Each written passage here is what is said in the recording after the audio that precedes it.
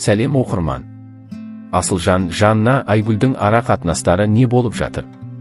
Түсінбестіктер көп болып кетті. Жобадан шығатын болды ма, эфирде ара қатынастарын көрсететін болды ма? Кеше Instagram желісіне шығып, өз пікірін айтты. Қанша пікір болып жатыр, ешкім өзін бақылап бола алмаймын. Және де неше түрлі қаншалықты адамдар соншалықты пікір бар. Айту оңай әрине, әркім кезде болмаса, айтып жатқан адам өз ойынан хабар береді деген сияқты нәрсе ғой.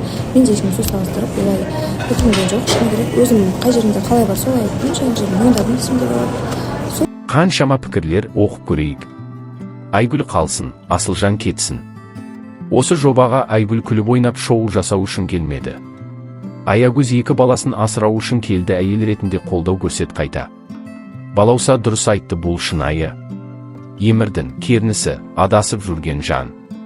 Қаншама тағдырлары осындай. Шиеленіске тола адамдар қаншама. Айгүл болашақта ешкімге сене берме, аяғында аңдап бас сіңілім. Айгүлге қолдау керек, 2 баланы өсіріп жеткізу керек. Асылжан бай болып жарытпайды.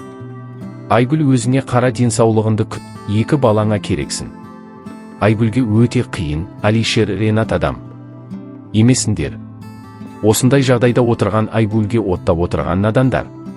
Неге Айгүл кету керек? Барлығын былықтырып отырған Асылжан емес па? Жанна келгенде мұңайып басын шайқап таң қалған Асылжан болатын.